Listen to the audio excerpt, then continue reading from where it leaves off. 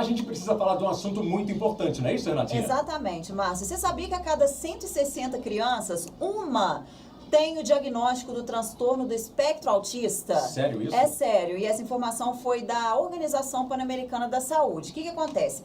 Na última terça-feira foi o Dia Mundial de Conscientização do Autismo, que vai se estender pelo mês todo, né? Sendo nomeado, inclusive, de Abril Azul. Abril tem essa cor, justamente para fazer uma referência à conscientização do autismo. E a campanha tem como objetivo conscientizar, claro, as pessoas e levantar debates em torno do tema. E para discutir sobre o diagnóstico, os direitos e educação do autista, a gente recebe aqui no estúdio a psicóloga e pedagoga Ana Carolina Arantes. Muito boa tarde, Ana Carolina, é um prazer ter você aqui no estúdio. Muito boa tarde, muito obrigada.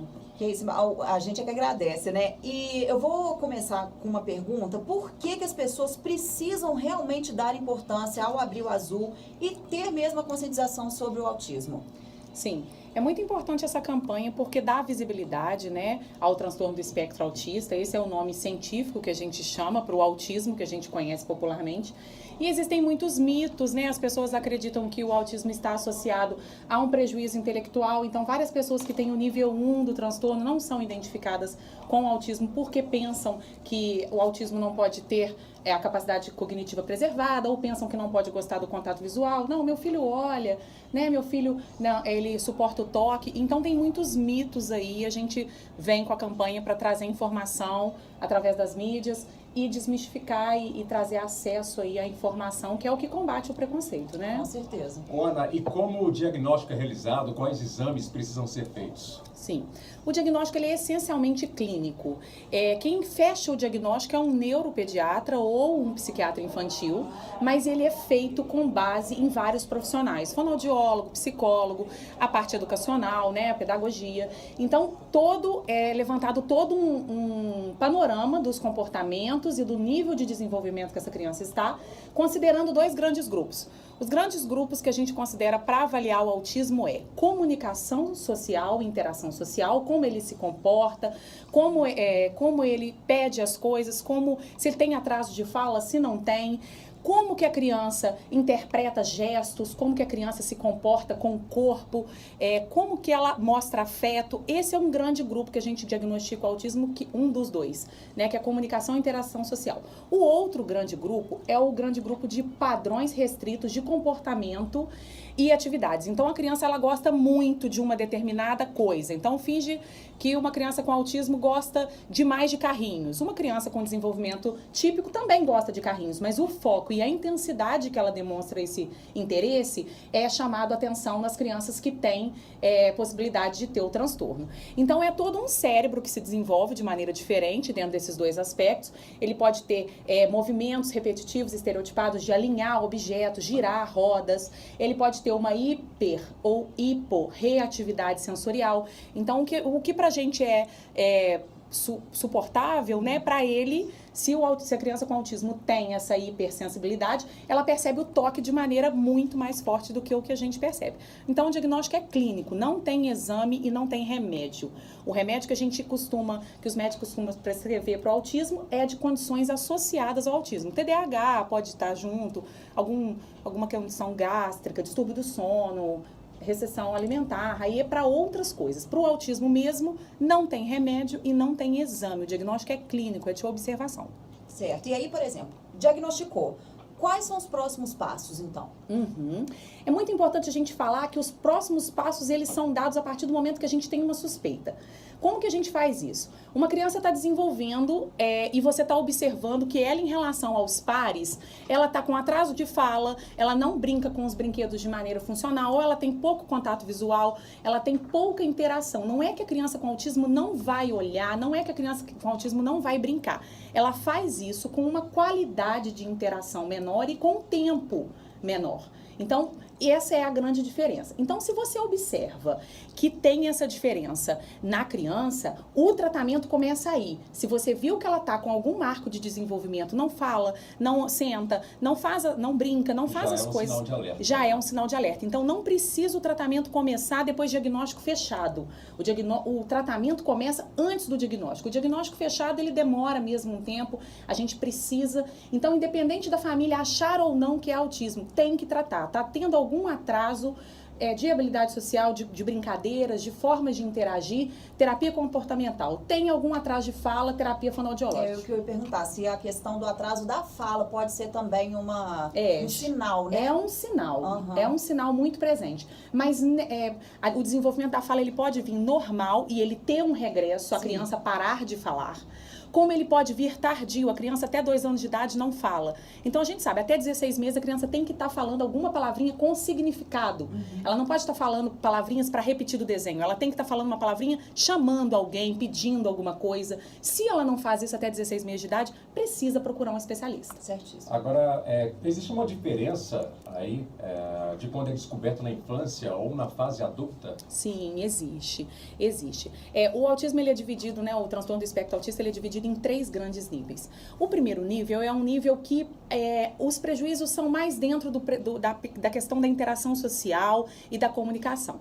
Então, esse primeiro nível, ele vai ter atrasos menores do que o 2 e o 3. E o 2 e o 3, ele já tem prejuízos significativos. Qual que é a diferença de tratar no começo, na infância, e tratar na vida adulta? A única diferença disso é que você, durante a infância, você tem uma capacidade de neurônios, de fazer sinapses, de neuroplasticidade muito maior do que na vida adulta.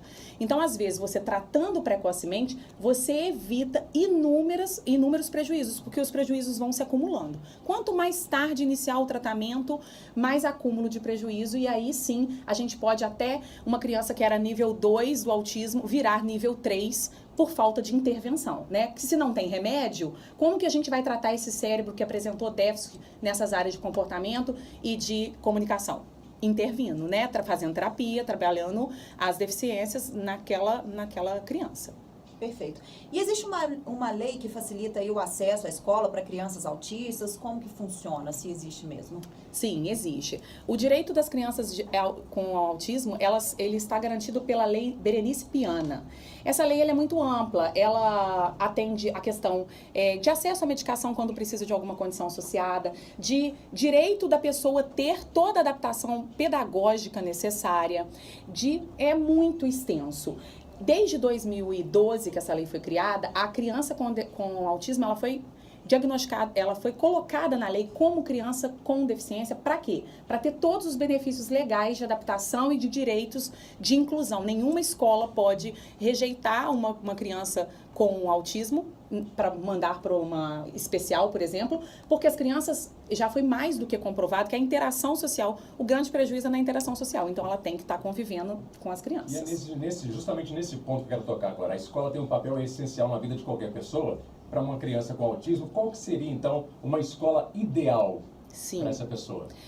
Uma escola ideal é uma escola que aceita e que entenda, que tenham profissionais que entendam esse cérebro. A gente sabe que existem diversas metodologias que precisam ser adaptadas, mas como o autismo ele é um transtorno do espectro, como eu falei, ele se apresenta de diferentes maneiras, então cada criança vai necessitar de uma adaptação. Algumas coisas são base, a gente sabe que a criança tem a criança com autismo, ela compreende muito mais a linguagem visual do que a verbal. Então, a gente vai usar muito mais imagens, rotinas de imagens, do que fala. Então, ela vai processar muito mais se a gente usar sentenças curtas do que se a gente falar. Então, se a gente quer significar as coisas para ela, a gente usa palavrinhas mais curtas, né? Tô dando um pequeno exemplo de adaptação curricular. Mas a escola ideal é uma escola inclusiva, que respeite. Todos nós somos diferentes, né? Não é uma doença, é uma forma que o cérebro tem de se desenvolver. Então, tem que ser uma escola que respeite e que contemple aquela criança com formas e estratégias diferentes de ensino, aprendizagem.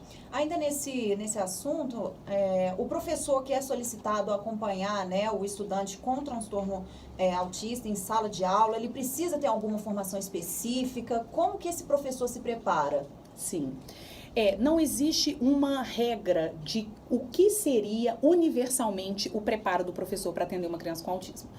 A lei fala sobre o profissional especializado. Certo. Então, ele tem que entender do transtorno do espectro autista, ele tem que compreender esses 2 grandes campos que eu falei, porque ele vai interagir de acordo com, para trabalhar e melhorar essas questões que estão em prejuízo. Só que cada órgão define o que seria essa capacitação. O órgão federal nas universidades tem uma forma, o órgão estadual tem outra forma, a prefeitura de Juiz de Fora já tem outra forma. Então, precisa sim ser um profissional especializado. Mas aí cada área, cada setor governamental escolhe que curso que esse professor vai precisar fazer. Você acha que as escolas hoje em dia elas estão realmente preparadas para receber esse público, né? Essas pessoas com autismo, as crianças e os adolescentes, né? Sim. Eu acredito que a gente esperar uma escola estar preparada para receber essas crianças, a gente vai esperar o resto da vida, né? Porque todos os processos de inclusão, não só de criança com autismo, de inclusão de qualquer diferente, ele é feito com construção, com informação, igual nós estamos fazendo aqui, levando informação, que esse cérebro se desenvolve de maneira diferente, mas ele quer interagir, ele quer se desenvolver, ele quer aprender como qualquer outro, né? Então, as escolas, elas estão em processo.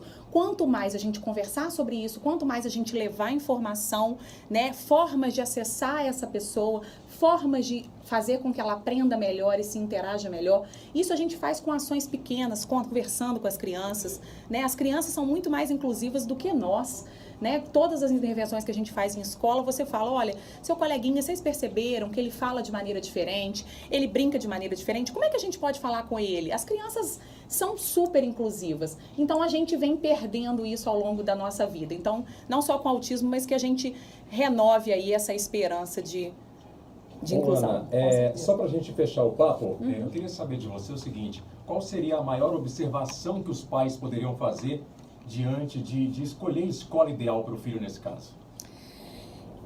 É complicado, porque a escolha da escola, normalmente, ela é muito singular. O que o pai e a mãe querem para uma criança quando ela escolhe uma escola, né? Eu posso desejar que ele passe no vestibular, eu posso desejar que ele tenha autonomia. Então, dependendo da forma, o que eu acredito que seja o melhor, vai ser a forma da escola que eu vou escolher para o meu filho. Então, isso é singular. É muito difícil da gente definir uma escola ideal, mas que independente da escola que o pai e a mãe esteja, o que é importante é que a família e a escola estejam trabalhando os mesmos objetivos. A gente faz a anamnese, faz o rastreamento. Quais são os comportamentos, quais são as habilidades que essa criança ainda não tem? Família e escola têm que estar trabalhando junto, independente em que escola que seja, independente em que rede de ensino que esteja. Bom, a gente agradece a Ana, então, a participação dela, né, Renatinha? Muito obrigada, viu? Obrigada mesmo.